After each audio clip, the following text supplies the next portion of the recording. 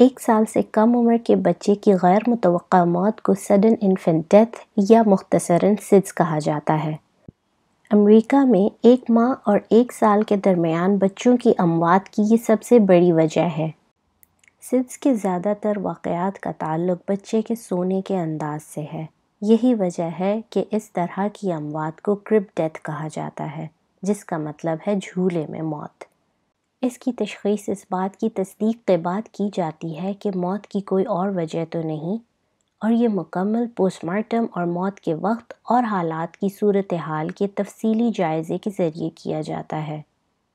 سڈس کے بڑھتے ہوئے خطرے سے وابستہ عوامل کو 2 قسموں میں تقسیم کیا جا سکتا ہے: ماں سے متعلق عوامل اور بچے اور ماحولیاتی عوامل۔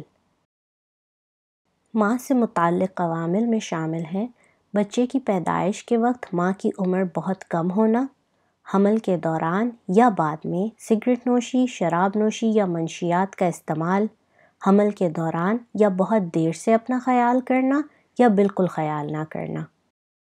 دوسری طرف ماحولیاتی عوامل جو سڈس کے امکانات کو بڑھاتے ہیں ان میں شامل ہیں قبل از وقت پیدا ہونا یا پیدائش کے وقت بچے کا وزن کم ہونا، بچے کا پیٹ کے بل سونا، بچے کا نرم سطح پر سونا یا کمبل اور تکیوں کے ساتھ سونا، بچے کا آپ کے ساتھ آپ کے بستر میں سونا، یا خاندان میں بچوں کی غیر متوقع وجہ سے اموات عام ہونا۔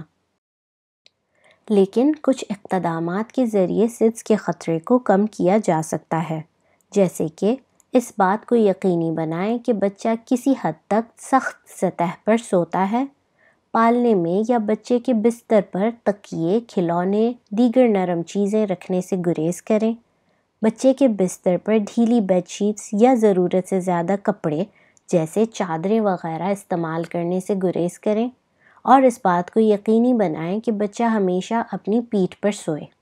بدقسمتی سے ایسا کوئی ٹیسٹ نہیں ہے جو یہ بتا سکے کہ سڈس کے امکانات ہیں یا نہیں۔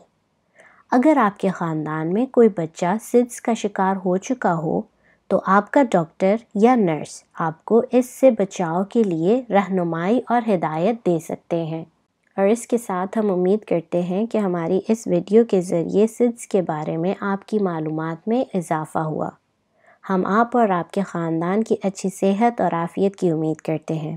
ویڈیو کو لائک کرنا نہ بھولیں اور مزید معلوماتی ویڈیوز کے لیے ہمارے چینل کو سبسکرائب کریں۔